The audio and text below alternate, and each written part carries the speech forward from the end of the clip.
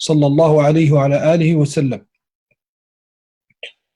On reprend donc notre voyage dans la biographie, la sira du prophète sallallahu alayhi wa alihi wa sallam, à travers ce quatrième cours, Inch'Allah subhanahu wa ta'ala.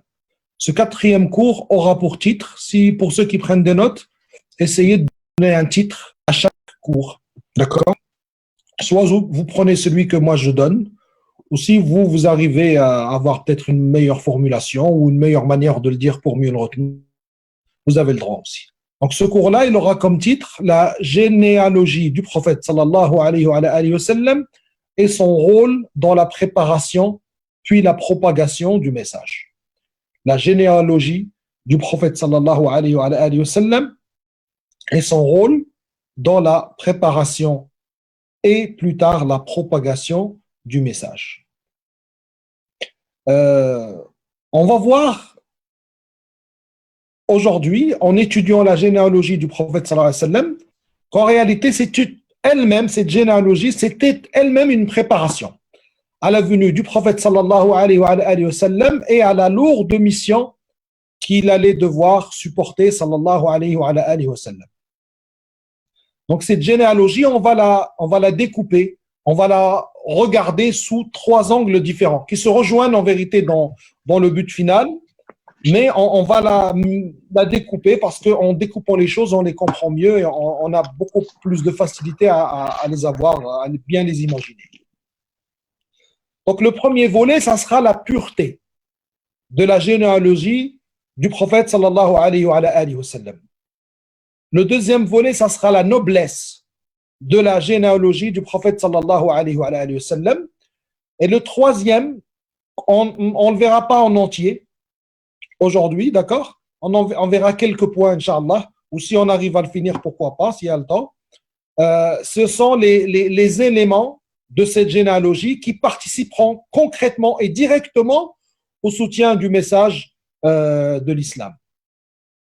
Et bien sûr, avant cela, deux précisions à apporter. La première, c'est que d'abord, le premier élément qui nous vient immédiatement en tête quand on parle de généalogie du prophète sallam, c'est bien sûr qu'il est descendant d'Ismaïl, fils d'Abraham, donc c'est un descendant d'Ibrahim alayhi salam. C'est le grand pilier de cette généalogie. D'accord? Mais comme il est connu de tous, on traitera des autres.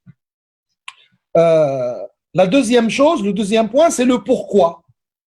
C'est une question légitime et on a dit qu'on va se la poser souvent dans ces cours-là. On va souvent se poser la question du pourquoi. Pourquoi Nabi sallallahu alayhi wa sallam est envoyé dans une famille noble? Pourquoi? Premièrement, la continuité d'une règle. Allah subhanahu wa ta'ala il dit فَلَن تَجِدَ لِسُنَّةِ اللَّهِ تَبْدِيلًا وَلَن تَجِدَ لِسُنَّةِ اللَّهِ تَحْوِيلًا. Parce qu'Allah subhanahu wa ta'ala établit des règles, des choses qui soient en relation avec les créatures, que ce soit en relation avec leur mode de vie, que ce soit en relation entre Allah subhanahu wa ta'ala et ses créatures, il y a des sunan, des règles qu'Allah subhanahu wa ta'ala a mis. Parmi ces règles-là, le fait que tu es né et tu mourras un jour, c'est une règle et cette règle ne changera pas. D'accord? Parmi ces règles-là, c'est lorsque un peuple devient trop injuste et dépasse les limites et n'entend pas tous les avertissements qu'il reçoit, alors Allah subhanahu wa ta'ala le punit. Parmi les règles, on a vu l'autre fois, on en a parlé que lorsque le shirk apparaît, Allah subhanahu wa ta'ala il envoie un prophète. Seule exception à la règle, la venue du prophète sallallahu alayhi wa sallam, c'est-à-dire après le prophète sallallahu alayhi wa sallam, même s'il y a du shirk, il n'y aura plus de prophète vu que le dernier des messagers est le prophète sallallahu alayhi wa sallam et que le dernier des messages qui est l'islam englobe ce qu'il y avait avant lui et restera valide jusqu'à la fin du monde. Donc parmi ces règles-là, il y avait le fait que les prophètes étaient toujours choisis parmi les nobles de leur peuple. Et le Nabi sallallahu alayhi wa sallam, il le dit clairement dans un hadith où il dit que les prophètes étaient envoyés parmi les plus nobles de leur peuple. Une autre raison aussi, c'est fermer la porte à toute tentative de discréditer le message. Et vous allez voir que que le message ne soit pas discrédité, c'est quelque chose qui va revenir souvent.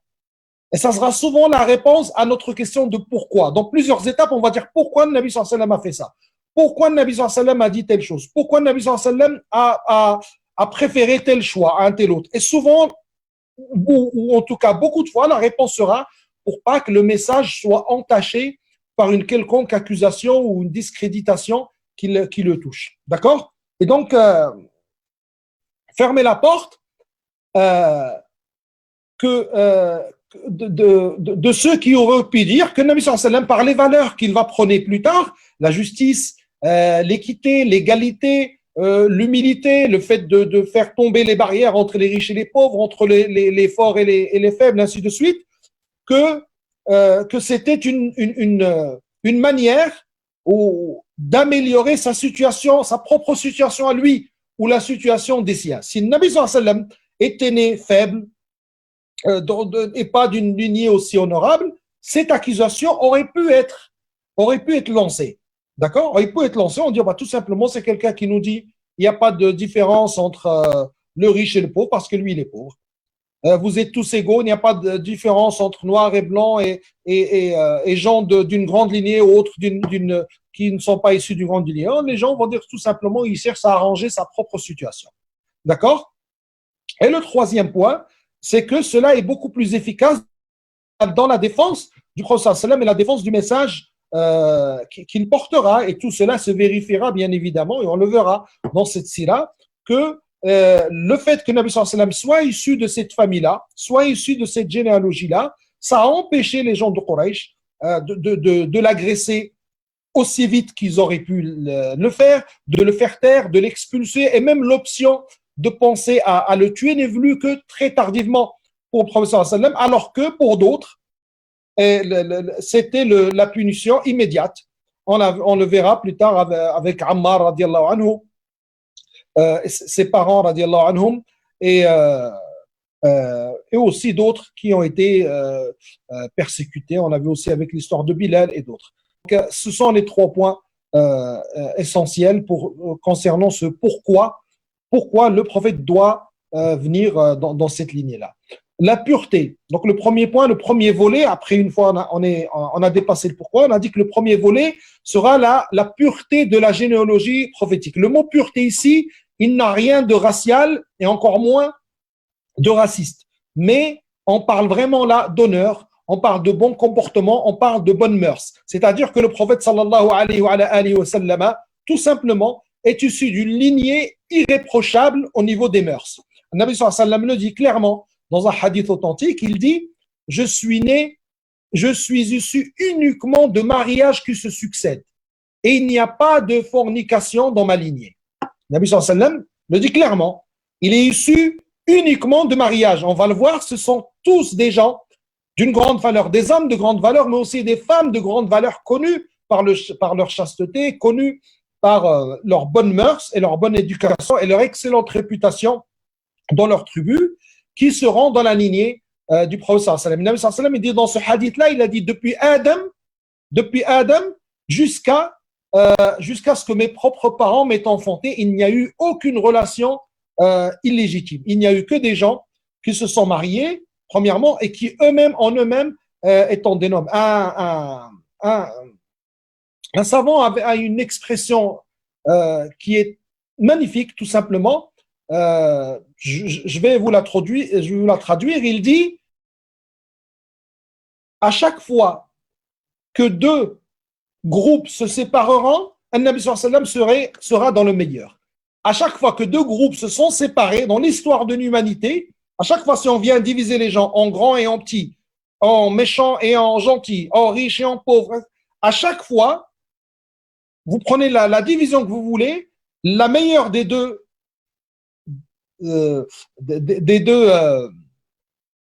la meilleure des deux, Nabi sallallahu alayhi wa sallam, vous allez le trouver dedans. D'accord? Nabi sallallahu alayhi wa sallam, on le trouvera dedans. Et une autre expression, il dit, c'est la meilleure des branches. Il a comparé, al-unqud, c'est encore ce qui sort de la branche. D'accord? Un arbre fruitier, c'est le meilleur des arbres fruitiers. Et de cet arbre fruitier, on imagine qu'il y a une branche meilleure que les autres. Le Nabi sallallahu alayhi wa sallam sera dans cette branche qui est meilleure que les autres.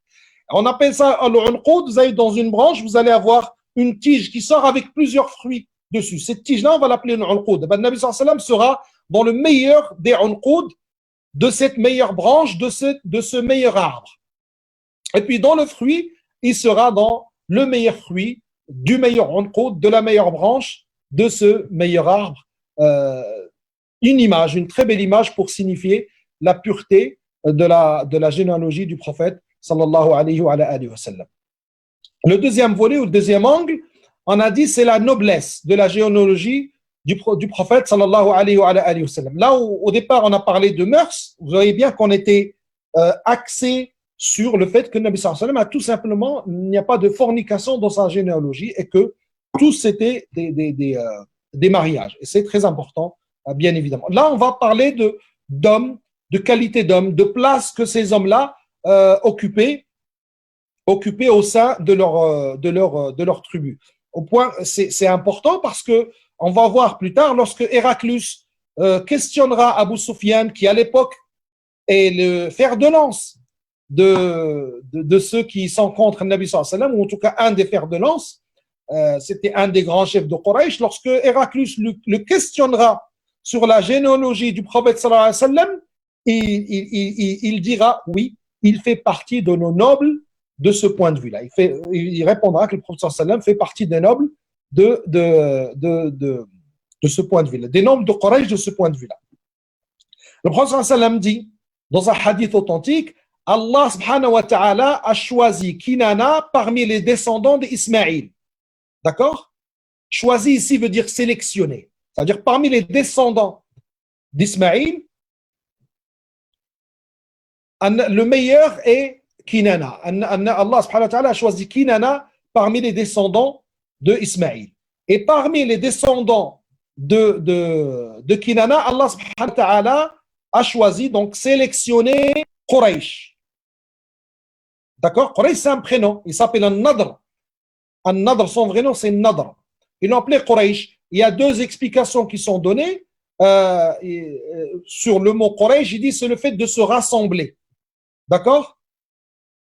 Le mot Quraysh veut dire le fait de se rassembler, que c'est pour ça qu'on les a appelés Quraysh. J'ai oublié la deuxième explication qui était donnée, mais en tout cas celle qui est donnée par Ibn Ishaq, rahimahullah, est que Quraysh est venu du fait d'être rassemblé. La deuxième explication, il me revient, c'est le commerce. Al-Quraysh, c'est le commerce. Il y a Al-Qirsh, hein, d'accord? Al-Qirsh, c'est une monnaie aussi qui a été utilisée, mais personnellement, je pencherai plus pour la deuxième qui est le fait de se rassembler parce que Quraysh s'est divisé plus d'une fois dans son histoire et s'est rassemblé, justement. Donc, An-Nadr, Nabi sallallahu alayhi wa sallam, il dit que An-Nadr, il a été choisi parmi les enfants de Ismaïl. Et Kinana a été choisi parmi les enfants de Nadr, de Quraysh, donc, et Hashim, Quraysh a été choisi parmi les enfants de Kinana, et Hashim a été choisi, sélectionné parmi les enfants de Quraysh, et moi, c'est-à-dire Nabi sallallahu alayhi wa sallam qui parle, il dit, moi j'ai été choisi parmi les descendants de Hashim. Donc là, on va voir quelques-uns de ces personnages-là. Bien sûr, on a parlé d'Ismaïl alayhi salam, on a parlé d'Ibrahim alayhi salam, Ismaïl alayhi salam. Là, on va voir ceux qui sont les plus proches, on va dire, de l'avènement du prophète sallallahu alayhi wa sallam et qui auront des grands rôles. Donc, on a Qusay. Qusay, c'est lui qui a réuni Quraysh.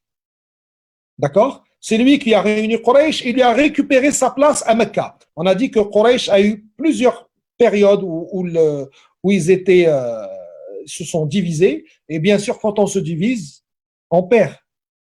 D'accord? فَتَفْشَلُوا وَتَذْهَبَ رِيحُكُمْ, comme Allah subhanahu wa ta'ala dit dans le Coran. D'accord? Quand on se fâche, on se divise, et quand on se divise, on devient faible. Donc, Qusay, c'est lui qui les a réconciliés, qui les a réunis et a fait qu'ils ont récupéré sa place non, ils ont récupéré leur place à Mecca. C'est redevenu la tribu phare de Mecca. Et il était tellement connu pour être véridique, pour être un homme bon, pour être un homme d'honneur. Et surtout, c'est le fait qu'il leur a effacé, entre guillemets, ce traumatisme de la division, de la séparation. Il a refait de Quraysh une grande tribu. Ils ne l'ont pas oublié, au point que certains parmi eux, ils disaient au prophète sallallahu alayhi wa sallam, après qu'il soit envoyé, ils lui disaient, bah, si tu es véridique, fais ressusciter Qusay, et s'il témoigne pour toi, alors nous aussi, on va croire en toi et on va te suivre. Qusay, il y a eu 4 enfants. Le plus noble d'entre eux est Abd Manaf. Abd Manaf, qui a récupéré les pouvoirs qu'avait son père. On entend souvent Siqaya ou Rifada, même dans le Coran, Ja'altum Siqaya al-Haji. D'accord? C'est quoi? C'est les gens de Quraysh avaient des fonctions. Les gens de la tribu de Quraysh avaient des fonctions. Les petites tribus de la tribu de Quraysh. D'accord? Parce que Quraysh est divisé en mini-tribus. Et donc, les gens de Mecca, Quraysh et les autres, et aussi les autres divisions de Quraysh, avaient des fonctions bien précises. Les plus nobles étaient Siqaya ou Rifada. Siqaya, min saqa yasqi, donner de l'eau, abreuver de l'eau, jeter de l'eau à quelqu'un. Et donc, ils donnaient de l'eau, ils prenaient de l'eau des différents puits de la Mecque et les offraient aux pèlerins. Vous allez voir que le sujet du pèlerinage, il est central aussi dans la vie de la Mecque. On a vu pourquoi. Al-Rifada, c'est la même chose, sauf que Al-Rifada, c'est la nourriture. D'accord? Ils ramenaient avec eux de la nourriture et qu'ils offraient gracieusement. Ils invitaient les pèlerins à manger avec eux. Et c'est lui qui a mis en place le fameux voyage de l'automne, de l'hiver, pardon, et de l'été, qui est cité dans le Coran, dans Surat Quraysh, le voyage au Sham pour un but commercial, c'est lui qui est le premier à commencer à faire ce voyage-là de cette manière-là. Et donc, c'est lors d'un de ces voyages-là, d'accord? C'est lors d'un de ces voyages-là que Hashim, le fils de Qusay, on a dit que Qusay, il a eu 4 enfants, d'accord? Et donc, un de leurs descendants, c'est Hashim. Hashim, de son vrai nom Amrou, appelé ainsi, Hashim, c'est déchirer, d'accord? C'est le fait de déchirer une chose, et en plus particulièrement lorsqu'on parle de nourriture. Ils avaient un plat, tharid, et jusqu'à maintenant, hein, dans certaines régions du Maghreb, ça existe, on l'appelle terda. On dit terda, c'est à peu près la rafissa, je connais la rafissa, d'accord? Sauf que là, au lieu que ça soit du poulet, des sortes de crêpes déchirées, c'était avec le pain et du bouillon, d'accord? Du bouillon dans lequel a cuit la viande. D'accord? Et donc, lui, il était connu pour ça. Au milieu de son peuple et aussi avec les pèlerins, Hashim, il s'appelle Amrou de son vrai nom, il déchirait, il était souvent au service des gens, hein, en train de couper la viande, en train de couper le pain, et ainsi de suite. Et pardon, désolé, vous rectifiez l'information, c'est Hashim qui a commencé le fameux voyage. D'accord? C'est lui qui est le premier qui a commencé le fameux voyage Rihlat al-Shita wa al-Sayf. Et donc, Hashim, il a récupéré les pouvoirs entre guillemets de son père, c'est-à-dire la Siqaya, la Rifada et ainsi de suite. Et lors d'un de ces voyages, il va épouser une femme de Banu Najjar qui sont où? À Médine. Et là, j'aimerais que vous mettiez un trait au-dessous du mot Médine, d'accord? Au-dessous du mot Médine, pourquoi? Parce qu'on va voir, on a dit le 3e point, si on a le temps de le discuter maintenant, dans cette généalogie, à quel moment cette généalogie elle va jouer dans le message. Et là, on le voit. On le voit que la relation entre Nabi sallallahu alayhi wa sallam et Médine ne date pas du tout du début de l'islam et de la suite des persécutions subies et kada. Non. Vous allez voir qu'Allah subhanahu wa ta'ala lui a préparé la chose bien avant. Donc, alors qu'il allait dans ce voyage-là vers le Sham, il a épousé une femme du nom de Salma bint Amro. Facile à retenir. Lui, il s'appelle Amro, de son vrai nom. Hashim, il s'appelle Amro. Et elle s'appelle Salma bint Amro, qui était une femme noble dans la tribu de Banu Najjar. Donc, il l'a épousée, il a vécu avec elle quelques jours, et puis il a repris son voyage. Et puis, il est mort de ce voyage dans une région que vous connaissez bien, c'est Gaza, le territoire de Gaza. Il est mort là-bas, et bien évidemment, lui ne savait pas que Selma était enceinte, mais en fait, Selma était tombée enceinte, et elle aura un fils qu'elle appellera Shayba, et qui plus tard sera nommé Abdul Muttalib. Gaza, on la voit dans beaucoup de stations. Souvent, on pense que Gaza, c'est un fruit des nouveaux conflits, tout ça qu'il y a eu dans notre siècle à nous, mais pas du tout. Cette région-là, elle est connue, on la trouve, vous voyez, bien avant même la naissance de Nabi sallallahu alayhi wa sallam. On la retrouvera plus tard. Beaucoup disent que l'imam Shafi'i, enfin, l'avis majoritaire dit que l'imam Shafi'i est né à Gaza. Certains disent qu'il est né au Yémen, mais il est né à Gaza. Al-Muhim, Gaza, c'est pas nouveau. D'accord? Donc, on est arrivé à Shayba. Shayba qui, plus tard, sera appelé Abd al-Muttalib. Pourquoi il sera appelé Abd al-Muttalib? Parce que Hashim, il avait un frère qui s'appelait Al-Muttalib. C'était le frère dont il était le plus proche. On fait bien la différence. Al-Muttalib, là, on parle de Al-Muttalib. Et plus tard, on va parler d'Abd al-Muttalib, dont on vient de parler maintenant, qui s'appelle Shayba.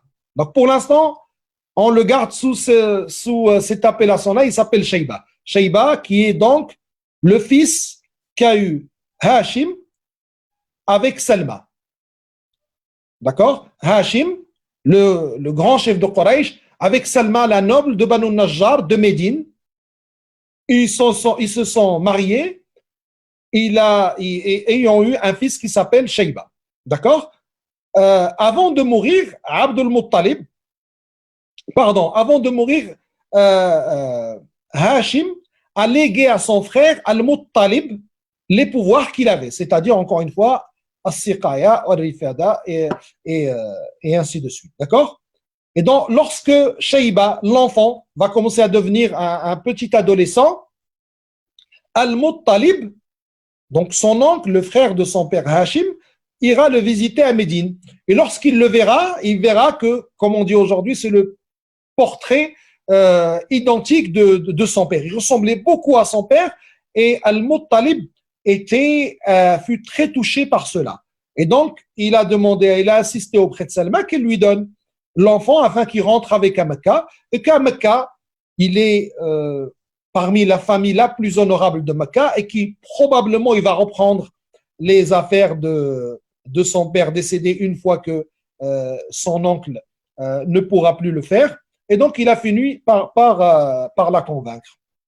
Et donc, lorsque Al-Muttalib rentrait avec Shayba à Mecca, les gens l'ont vu, c'était la première fois qu'ils le voyaient. Ils ne savaient même pas que Hashim, le grand Hashim, avait eu un enfant de ce fameux mariage avec Salma. Et donc, lorsqu'ils l'ont vu, ils ont dit, ah, ça c'est le Muttalib. Al-Muttalib a dû acheter un esclave durant son voyage. Et donc, ils disaient Abdul Muttalib, l'esclave ou le servant d'Al-Muttalib. Ça veut dire ça, Abdul Muttalib. Le servant ou bien l'esclave d'Al-Muttalib. Et lui, il leur disait non, c'est mon neveu Shayba. Mais c'est resté, il s'appelait, tout le monde s'est accordé à l'appeler Abdul Muttalib.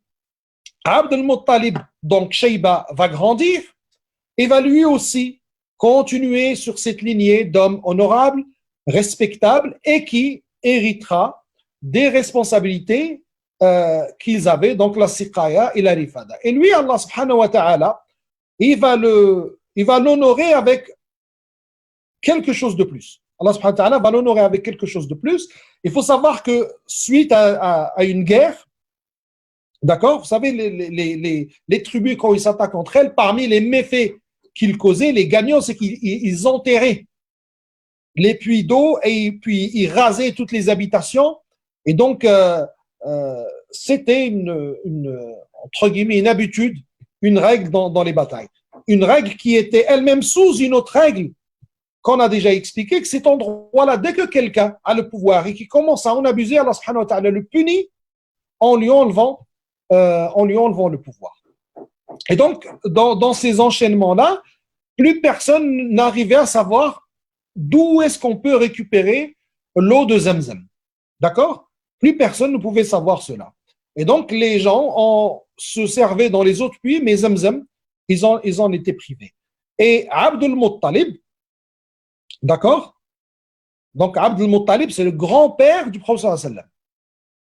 Juste pour vous rapprocher. Là, on se rapproche vraiment du prophète sallallahu alayhi wa sallam. Là, il nous reste, là pour l'instant, il nous reste juste un intermédiaire et on arrive au prophète sallallahu alayhi wa sallam. D'accord? Donc, Abdul Muttalib, il va rêver, dans le rêve, Allah subhanahu wa ta'ala lui désignera, par la cause du rêve, où est l'endroit de Zamzam. Et donc, il va se réveiller, et puis il va se dire, non, il ne va pas faire attention, puis il va redormir, et exactement la même chose, il revoit la même chose, et puis encore une troisième fois, il revoit la même chose, et là, il décide d'aller et de creuser. Il creuse, et l'eau de Zamzam jaillit.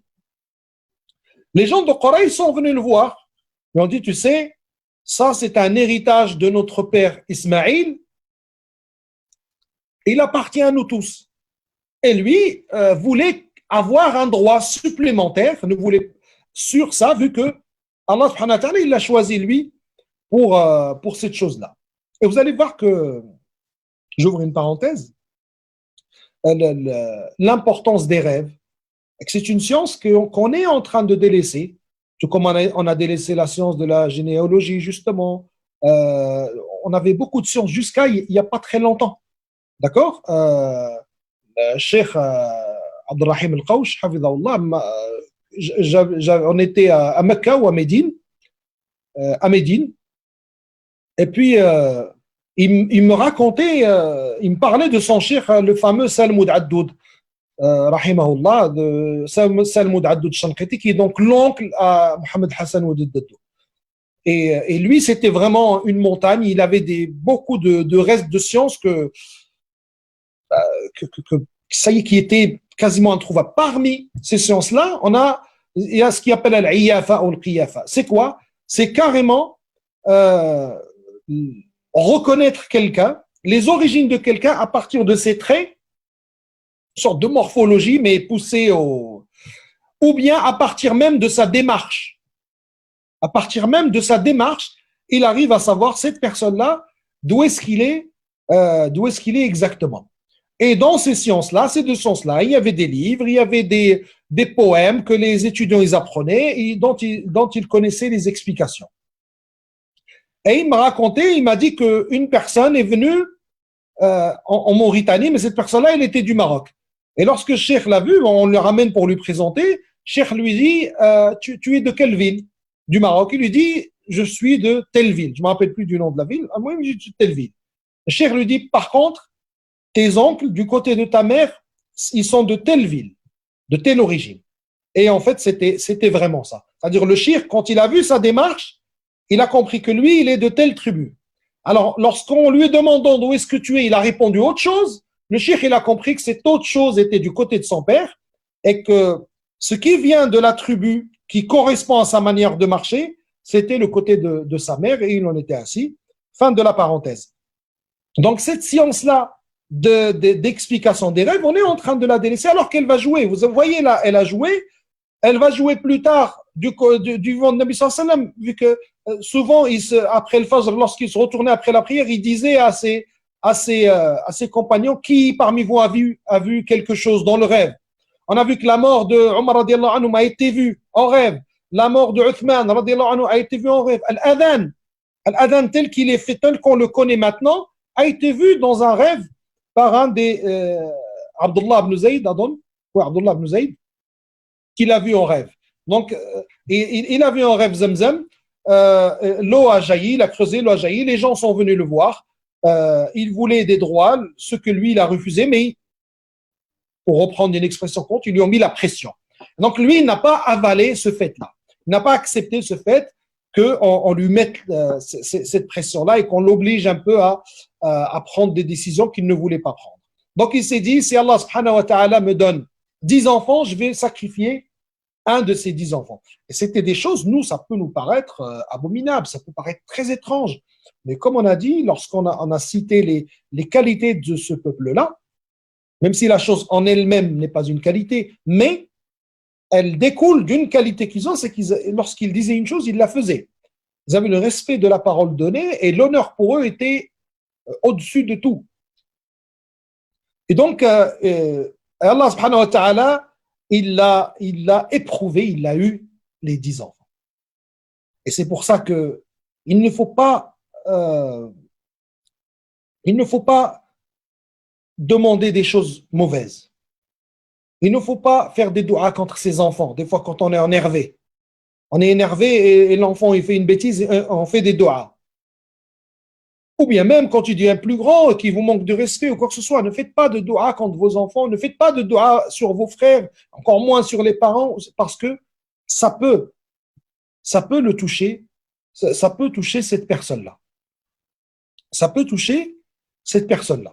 Il faut vraiment qu'on évite ce genre de choses. Et aussi, le fait de faire des nadr, de dire si Allah me donne kada, je vais jeûner 2 mois. Si Allah, si tu me guéris, je fais kada, je jeûne kada, je fais. Non, le Nabi sallallahu alayhi wa sallam, il a dit non, jeûne. Allah subhanahu wa ta'ala, même s'il te prive, jeûne. Ne fais pas ce que Ibn al-Qayyim a appelé, ou bien Nawawi a appelé ça l'adoration de l'épicier, ouais, le donnant-donnant. D'accord? Non. Parce qu'Allah subhanahu wa ta'ala, tu ne lui donnes rien. En étant obéissant, tu ne lui enlèves rien, ni toi, ni toute la terre, en étant désobéissant. D'accord? Donc, l'insan, il faut qu'il fasse attention à un nadr comme ça, de dire si Allah me guérit, je ferai telle chose, ou bien les doigts contre ses enfants, parce que ça peut, Allah subhanahu wa ta'ala, il peut te prouver avec cette chose-là.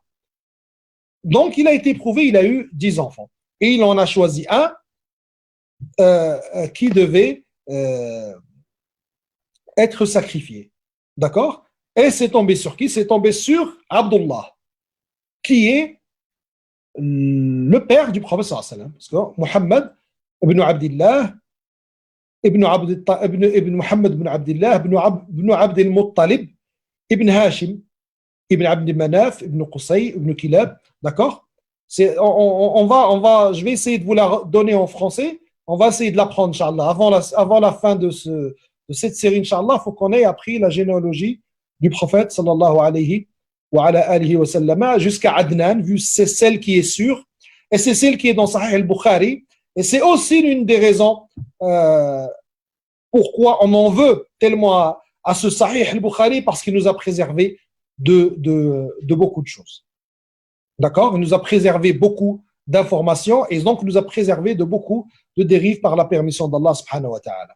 Et donc, Abdul Muttalib décide de sacrifier son fils Abdullah. Lorsque les gens de Quraysh ont entendu ça, ils se sont dit que la honte sera sur eux jusqu'à la fin des temps. Parce que par leur comportement, ils ont obligé un de leurs et pas le moindre. Et pas le moindre, on n'oublie pas que Abdul Muttalib, c'est quand même le fils de Hashim. D'accord? Et donc, ce n'est pas rien. Et loin de là même. Et donc, ils se sont dit, non, vite, il faut qu'on l'empêche de faire ça, il faut qu'on trouve un arrangement avec lui. Ils sont partis, ils ont essayé de le convaincre, il a insisté, puis ils ont fait rentrer un arbitre. Et l'arbitre a dit, écoutez, ça va être simple. On va faire une sorte de tirage, d'accord, une sorte de loterie. Et si jamais ça tombe d'un côté, on sacrifie 10 chameaux et on arrête là. Si ça tombe sur l'enfant, sur Abdullah, alors on ne sacrifie pas et on rajoute 10 chameaux. On rejoue en remisant, entre guillemets, 10 chameaux encore. Et donc, ils se sont lancés dans ça. Ils ont sacrifié c'est tombé sur Abdullah. La loterie a désigné Abdullah comme devant être sacrifié. Et on a ramené les 10 chameaux à la place qu'on a sacrifiés. Puis une deuxième fois, c'est encore tombé sur Abdullah, puis on a rajouté 10 autres chameaux. Et ainsi de suite, jusqu'à ce qu'on soit arrivé à 100 chameaux. Et là, au bout de 100, c'est tombé sur les sur les 100 chameaux. Et donc, Abd al-Muttalib pouvait sortir avec honneur de cette histoire-là, c'est-à-dire il s'est défendu, il ne s'est pas laissé faire, et il n'a pas perdu son fils. Et Abdullah et la dia, elle existait chez eux. Parce que la dia à l'époque, pourquoi le chiffre 10, il n'est pas venu au hasard? Vous savez que en islam, lorsque vous tuez quelqu'un, d'accord, vous devez être tué. Sauf si la famille de cette personne-là décide de vous gracier en contrepartie d'une dia, ou bien même ils pardonnent même la dia. D'accord? Mais les juges laissent à la famille le choix. Quand on compare avec ce qui se passe ailleurs, par exemple, ce qu'on fait ailleurs, qui est censé être meilleur que ça, vous voyez combien de fois dans les reportages et tout ça qui parlent des crimes ou dans les récits que nous rapportent les journaux ou autres, vous voyez les familles qui arrivent et disent on voulait juste une explication, on voulait juste qu'ils demandent pardon, on voulait juste qu'ils disent la vérité. Vous voyez, on les met, non seulement ils ont perdu les leurs, mais en plus on les confine dans un rôle qui est plus que secondaire et ils subissent encore une fois de plus le comportement du criminel qui a tué leur enfant. Ils deviennent presque à sa merci. S'il veut être arrogant, eh bien, il continuera à être arrogant. S'il veut les insulter, il les insultera. S'il veut demander un pardon de surface, il le fera. S'il est un peu plus honnête et qu'il avoue des choses, il le fera. Mais alors qu'en islam, non. On leur donne, ils sont partie prenante dans la décision et même la partie décisionnaire dans la décision. Et c'est un système, bien évidemment, beaucoup plus juste. Et donc, il y a la diya. D'accord? La diya, c'est une sorte de dommage et intérêt, entre guillemets, en cas de meurtre. Et il y a une diya. Et les diya, les fuqaha, ils les ont divisés selon les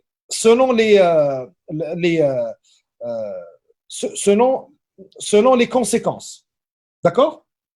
Vous avez la diya de celui qui est mort, la diya de celui qui a perdu un œil, la diya de celui à qui on a cassé un bras, et ainsi de suite. Vous allez voir des choses extraordinaires quand vous rentrez dans ce chapitre-là du fiqh, à quel point les fuqaha sont des gens qui aiment la précision et la profondeur des choses, toutes les sortes de diya, selon s'il est droitier, qu'il a perdu la main droite, ce n'est pas comme quelqu'un qui est gaucher, qui a perdu, c'est pas que quelqu'un qui est droitier et qui a perdu la main gauche, d'accord? Couper un bras à un ouvrier qui travaille avec ses mains, c'est pas la même chose que de couper un doigt à quelqu'un qui est chauffeur de taxi, par exemple, d'accord? Donc tout ça, selon les blessures, selon l'endroit, c'est tout un ensemble de règles qui gèrent cette histoire-là. Donc à leur époque, c'était 10 chameaux. La dia était fixée à 10 chameaux. Et donc, c'est pour ça qu'à chaque fois, ils remettaient 10 chameaux face à Abdullah, le père du prophète sallallahu alayhi wa sallam. Et donc, Abdullah fut le premier à avoir cette dia de 100 chameaux, c'est-à-dire une dia 10 fois supérieure à ce qui était connu. Et donc, à ce sujet-là, le hadith an ibn al-Dhabihayn n'est pas authentique, même si le Dhabih est clairement Ismaïl, contrairement à ce que prétendent certaines personnes. Le Dhabih est clairement Ismaïl, et quand on regarde dans le Coran, on voit la chose est très claire, et même si il se trouve une minorité de gens de science qui ont dit l'inverse, cela ne change rien. La majorité des savants de l'islam et le sens clair des textes nous renvoient sur que Dhabih, celui qui a failli être égorgé, est Ismaïl, le fils d'Ibrahim, et non pas Ishaq. Et même si Abdullah, le père du prophète sallam, est lui aussi un Dhabih dans ce sens-là, d'accord, c'est-à-dire qu'il a failli être sacrifié. Et même si il est vrai de dire que Nabi sallallahu alayhi wa sallam, Ibn al-Dabihayn, il est issu, il a dans sa lignée deux personnes qui ont failli être égorgées, mais le hadith disant je suis le fils, je suis le descendant des deux qui ont failli être égorgés, c'est un hadith qui, on peut même pas dire qu'il n'est pas authentique, il est même pas dans le degré de quelque chose qui n'est pas authentique. Parce que pas authentique, c'est un degré. Quand on dit pas authentique, c'est un degré. Il est au-dessous du zéro. C'est même pas un hadith dans lequel il y a des choses à voir dans une chaîne de transmission. Il est vraiment largement faible. أقول قولي هذا واستغفر الله لي ولكم فاستغفروه إنه هو الغفور الرحيم. On va, Inch'Allah, le cours d'après, on va continuer un petit peu dans la descendance de Nabi sallallahu alayhi wa sallam. Donc, il nous reste juste, on en finit avec Abdul Muttalib, il nous reste juste Abdullah, le père directement du Prophète sallallahu alayhi wa sallam, donc Abdullah et son mariage, et puis les enseignements, comme on a dit, toutes ces choses-là, à quel moment elles allaient intervenir dans le message du prophète sallallahu alayhi wa sallam.